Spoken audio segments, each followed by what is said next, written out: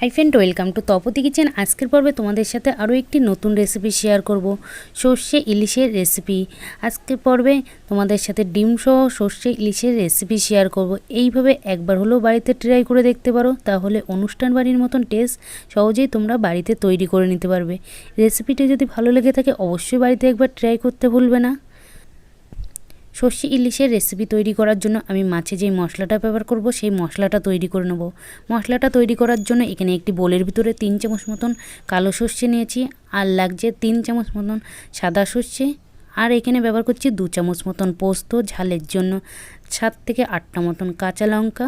সর্ষে ইলিশের স্বাদটা বাড়িয়ে নেওয়ার জন্য এখানে 3 থেকে 4 চামচ মতন সর্ষের তেল দেবো, আর দিয়ে দেবো 1 চামচ মতন নুন।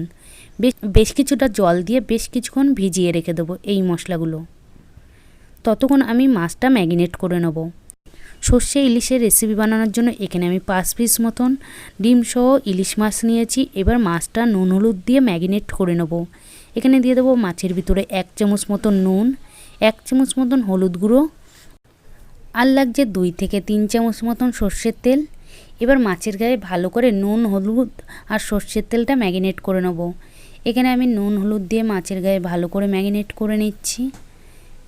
তোমরা দেখতে পাচ্ছ মাছের সাইজগুলো আমি কতটা পরিমাণে বড় সাইজ রেখেছি। তোমরা যেরকম খেতে পছন্দ করো তোমরা সাইজটা সেই বুঝেই রাখতে পারো। এখানে মাছের গায়ে ভালো করে নুন হলুদ মাখানো হয়ে গেছে। এবার যেই সর্ষে কাঁচা লঙ্কা আর পোস্তগুলো ভিজিয়ে রেখেছিলাম সেই কাঁচা লঙ্কা সর্ষের পোস্তর পেস্টটা তৈরি করে নিয়েছি। এখানে সর্ষে কাঁচা লঙ্কার পোস্তর পেস্টটা তৈরি করা হয়ে গেছে। এবার এই সর্ষে কাঁচা লঙ্কার পোস্তর পেস্টটা আমি একটি বোলের ভিতরে লাবিয়ে নেব। মিক্সির বোলের থেকে আমি এই পেস্টটা লাবিয়ে নিয়েছি একটি বোলের ভিতরে। এবার এই পেস্টের ভিতরে বেশ কিছুটা জল দিয়ে এই পেস্টটা পাতলা করে নেব। তোমরা দেখতে পাচ্ছ খুব বেশি জল দিইনি, আমি অল্প করে জল দিয়ে এই পেস্টটা জলের সাথে মিশিয়ে পাতলা করে নেব।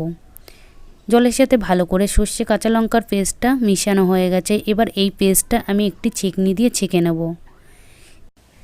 তোমরা বাড়িতে যখনই সর্ষে ইলিশের রেসিপি তৈরি করবে অবশ্যই এইভাবে পেস্টটা ছেঁকে নেবে, তাহলে সর্ষের যেই খোসাগুলো আছে সেই খোসাগুলো তরকারির ভিতরে যাবে না। সর্ষের খোসাগুলো তরকারির ভিতরে থাকলে তাহলে ইলিশ মাছের রেসিপিটি খেতে ভালো লাগবে না। আর এইভাবে ছেঁকে নিয়ে ইলিশ মাছের রেসিপি তৈরি করলে কোনো রকম খোসা তরকারির ভিতরে থাকবে না, খেতে ভালো লাগবে। একইভাবে আমি পুরো পেস্টটা ছেঁকে নেব যাতে খোসাগুলো না যায়। একইভাবে আমি পুরো পেস্টটা ছেঁকে নিয়েছি। তোমরা দেখতেই পাচ্ছ এই পেস্টের ভিতরে কোনো রকম সর্ষের খোসা যায়নি।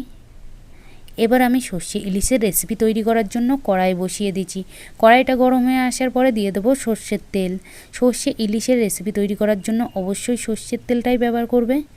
তেলটা ভালো করে গরম করে নেওয়ার পরে এবার এর ভিতরে ফোড়ন দিয়ে দেবো 1 চামচ মতন কালো জিরে, আর দিয়ে দেবো 1.5 চামচ মতন হলুদ গুঁড়ো। এবার হলুদ গুঁড়ো আর কালো জিরেটা ভালো করে তেলের সাথে বেশ কিছুক্ষণ ভেজে নেব। তেলের সাথে কালো জিরে আর হলুদ গুঁড়োটা ভালো করে ভেজে নেওয়ার পরে এবার এর ভিতরে দিয়ে দেবো সর্ষে কাঁচা লঙ্কার পেস্টের যে জলটা ছেঁকে রেখেছিলাম সেই জলটা এই কড়াইয়ের ভিতরে দিয়ে দেবো। এই জলটা দেওয়ার পরে ভালো করে একবার নাড়াচাড়া করে নেব। ভালো করে নাড়াচাড়া করে নেওয়ার পরে এবার এর ভিতরে দিয়ে দেবো স্বাদ মতো নুন। নুনটা আমি আগে থাকতে পেস্ট তৈরি করার সময় ব্যবহার করেছিলাম, সেই কারণে অল্প করে নুন দিয়ে ভালো করে নুনটা মিশিয়ে নেব। নুনটা ভালো করে গ্রেভির সাথে মিশিয়ে নিয়েছি। এবার 5 মিনিট মতন ঢাকা দিয়ে গ্রেভিটা ফুটিয়ে নেব। 5 মিনিট মতন ফুটিয়ে নেওয়ার পরে তোমরা দেখতে পাচ্ছ গ্রেভিটা কতটা পরিমাণে গাঢ় হয়ে গেছে। এবার এই গ্রেভির ভিতরে দিয়ে দেবো একে একে নুন হলুদ মাখিয়ে রাখা মাছ। গ্রেভির ভিতরে একে একে আমি সবকটা মাছ দিয়ে দিয়েছি। এবার মাছগুলো দেওয়ার পরে একটি চামচ দিয়ে এই গ্রেভিটা মাছের উপরে তুলে দেব। এখানে আমি সবকটা মাছের উপরে এই গ্রেভিটা তুলে দিচ্ছি। গ্রেভিটা দেওয়ার পরে এবার এর ভিতরে দিয়ে দেবো চিড়ে রাখা কাঁচা লঙ্কা। এখানে আমি কাঁচা লঙ্কা 5 থেকে 6টা মতন চিড়ে নিয়েছি। কাঁচা লঙ্কা দেওয়ার পরে ঢাকা দিয়ে আরও 5 মিনিট মতন ফুটিয়ে নেব মিডিয়াম আঁচে। ঢাকা দিয়ে 5 মিনিট মতন ফুটিয়ে নেওয়ার পরে এবার আমি ঢাকনাটা খুলে নেব। ঢাকনাটা খুলে নেওয়ার পরে তোমরা দেখতেই পাচ্ছ ঝোলটা আরও কতটা পরিমাণে গাঢ় হয়ে এসছে। এবার মাছগুলো আমি উল্টে দেব। মাছগুলো উল্টানোর সময় কোনো রকম খুন্তি বা বড় হাতা ব্যবহার করবে না, তাহলে মাছগুলো ভেঙে যাবে।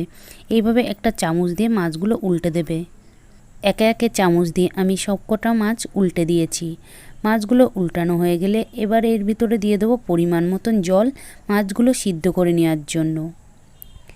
এই গ্রেভির ভিতরে আমি অল্প করে জল অ্যাড করে নিয়েছি। গ্রেভির সাথে জলটা ভালো করে নাড়াচাড়া করে মিশিয়ে নেব। জলটা মেশানোর সময় কোনো রকম আমি খুন্তি বা হাতা অ্যাড করব না, তাহলে মাছগুলো ভেঙে যাওয়ার সম্ভাবনা আছে। এইভাবে কড়াইয়ের ডানটি ধরে নাড়াচাড়া করে নিলে গ্রেভির সাথে জলটা মিশে যাবে। জলটা গ্রেভির সাথে ভালো করে মিশিয়ে নেওয়ার পরে এবার তরকারিটি বেশ কিছুক্ষণ ফুটিয়ে নেব। তরকারিটি বেশ কিছুক্ষণ ফুটিয়ে নেওয়ার পরে আমি মাছগুলো আরও একবার উল্টে দেব, যাতে মাছগুলো ভালোভাবে সিদ্ধ হয়ে যায়। এখানে সবকটা মাছ আরও একবার উল্টে দিয়েছি। মাছগুলো উল্টে দেওয়ার পরে আরও কিছুক্ষণ ধরে তরকারিটি ফুটিয়ে নেব। তরকারিটি আরও কিছুক্ষণ ফুটিয়ে নেওয়ার পরেই তোমরা দেখতেই পারবে ইলিশ মাছের রেসিপি তৈরি হয়ে যাবে। আর তোমরা দেখতে পাচ্ছ ইলিশ মাছের রেসিপির কালারটা খুব সুন্দর একটি কালার চলে এসছে। এই রেসিপিটি তোমরা বাড়িতে একবার হলেও ট্রাই করে দেখতে পারো। পুরো অনুষ্ঠান বাড়ির মতন টেস্ট বাড়িতেই সহজেই তৈরি করে নিতে পারবে। এখানে ইলিশ মাছের রেসিপি তৈরি হয়ে গেছে প্রায়। ইলিশ মাছের রেসিপিটি নামিয়ে নেওয়ার আগে দিয়ে দেবো ধনেপাতা কুচি। ধনেপাতা কুচিটা দিলে স্বাদ ও ঘ্রাণটা বেড়ে যাবে। এখানে আমি ধনেপাতা কুচি দিয়ে ভালো করে একবার নাড়াচাড়া করে নিয়েছি। এইভাবে তোমরা সর্ষে ইলিশের রেসিপিটি বাড়িতে তৈরি করে দেখতে পারো। পুরো অনুষ্ঠান বাড়ির মতন সহজেই তোমরা বাড়িতে তৈরি করে নিতে পারবে। নামিয়ে নেওয়ার আগে দিয়ে দেবো 2 থেকে 3 চামচ মতন সর্ষের তেল। সর্ষের তেল দেওয়ার পরে ঢাকা দিয়ে 2 মিনিট মতন রেখে দিলেই তোমাদের তৈরি হয়ে যাবে ইলিশ মাছের রেসিপি। এইভাবে তোমরা সর্ষে ইলিশের রেসিপি তৈরি করে বাড়িতে গরম গরম ভাতের সাথে পরিবেশন করতে পারবে। ইলিশ মাছের রেসিপিটি যদি ভালো লেগে থাকে অবশ্যই লাইক কমেন্ট তোমাদের বন্ধুদের কাছে শেয়ার করতে ভুলবে না। আর আমার চ্যানেলে যদি নতুন হয়ে থাকে তাহলে একটা সাবস্ক্রাইব করে দেবে নিত্য নতুন রেসিপি পেতে হলে।